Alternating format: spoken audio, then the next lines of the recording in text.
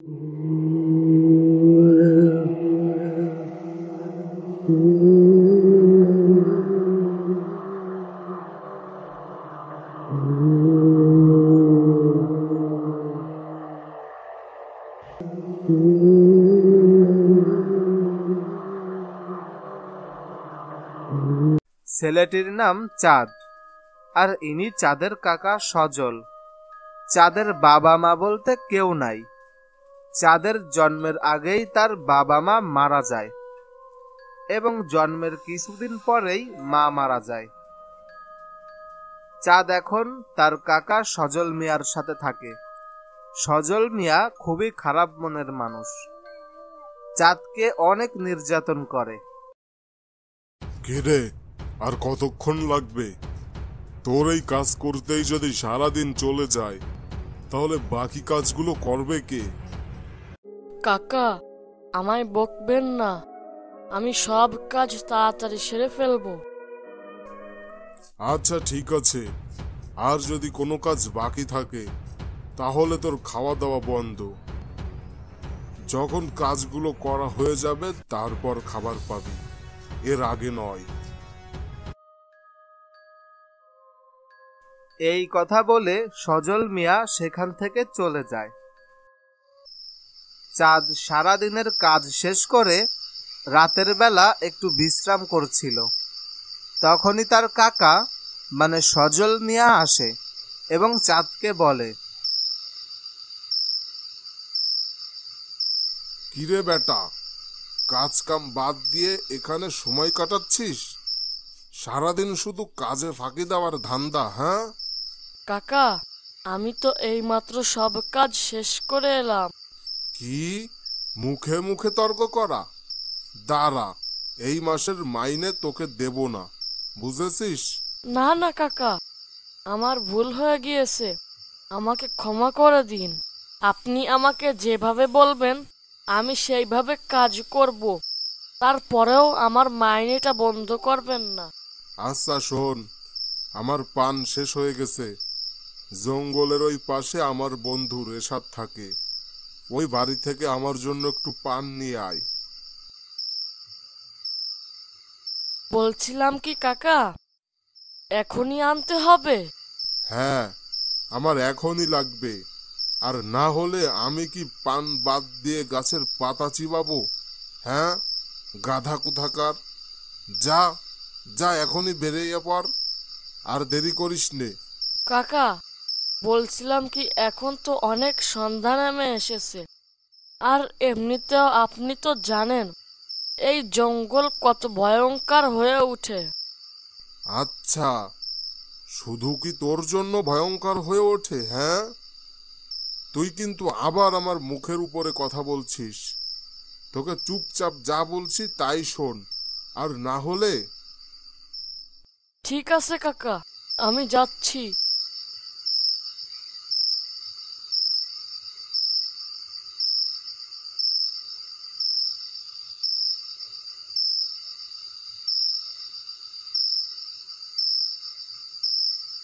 চাঁদকে সজল মিয়ার কথা মানতেই হলো, এছাড়া তার কোনো উপায় নেই, তাই তাকে যেতে হচ্ছে।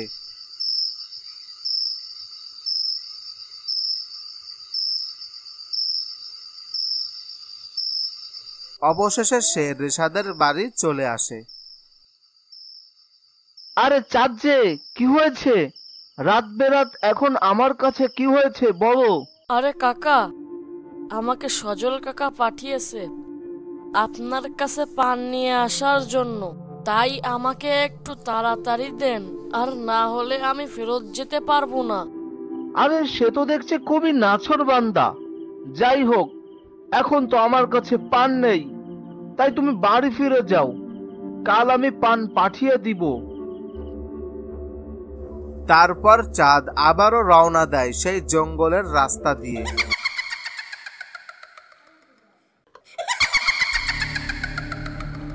হা হা হা, ওরে, এ তো দেখছি শিকার নিজ থেকেই আমার কাছে চলে এসেছে। ই হা হা হা হা, আজ তো খুব মজা হবে। তখন চাঁদ খুব ভয় পায় চাঁদ ভয়ে ভয়ে বলে, হে মাথা কাটা ভূত, আমাকে ছেড়ে দিন, আমার দেরি হয়ে যাচ্ছে। আমি যদি সময় মতো না যেতে পারি তাহলে আমাকে আমার কাকা অনেক মারবে। কি আমার সামনে তুই আবার অন্য একজনের কথা বলতেছিস? কি সাংঘাতিক ব্যাপার! আমাকে আমার কাকা অনেক মারবে, দয়া করে আমাকে মারবেন না। আমার কাকা অনেক খারাপ একজন মানুষ, আমাকে আজ মেরেই ফেলবে যদি বাড়ি না ফিরি। কি তোর কাকা এত খারাপ? আচ্ছা, আমাকে নিয়ে চল তোর বাড়িতে। খারাপ মানুষকে ভয় দেখাতে আরো বেশি মজা হবে। হা হা হা হা। তাহলে আমাকে খাবেন না?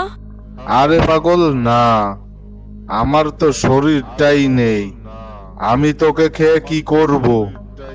আমার কখনো খাওয়া দাওয়া লাগে না। আচ্ছা চল তোর কাকার কাছে।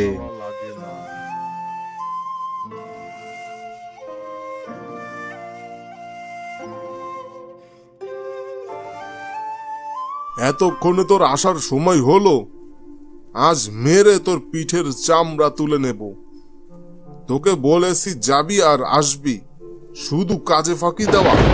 খবরদার, যদি চাঁদের গায়ে একটা আঘাতও লাগে তাহলে তোর খবর আছে। ওরে বাবা রে, এ তো মাথা কাটা ভূত। তুই তো অনেক খারাপ মানুষ, আজ তোকে শেষ করে দেব। তোর মতন অত্যাচারী লোকের বেঁচে থাকার কোনো দরকার নেই, তোকে আজ আমি মেরেই ফেলবো। মাথা কাটা ভূত, দয়া করে কাকাকে ছেড়ে দিন, তাকে মারবেন না। দেখ, তুই এত কষ্ট দিছিস ওকে, এরপরেও তোকে বাঁচানোর চেষ্টা করতেছে, আর তুই একটা বাচ্চা ছেলের সাথে এত খারাপ ব্যবহার করেছিস। আমি বুঝতে পেরেছি, আমি চাঁদের সাথে অনেক বড় অন্যায় করে ফেলেছি। চাঁদ বাবা, আমাকে ক্ষমা করে দে। বাবা, আজ থেকে তোর আর কোনো কাজ করা লাগবে না, তুই আমার ছেলে হয়ে থাকবি। চাঁদ, তুমি আমার সাথে চলো, তোমাকে একটু ঘুরিয়ে নিয়ে আসি। আজ থেকে এই ধন দৌলত সবকিছু তোর। এগুলো সব আমার? হ্যাঁ, এগুলো সব তোর। এখন থেকেই এইগুলো নিয়ে রাজার মতন জীবন যাপন করবি, আর কোনোদিন বিপদে পড়লে আমার কথা মনে করবি।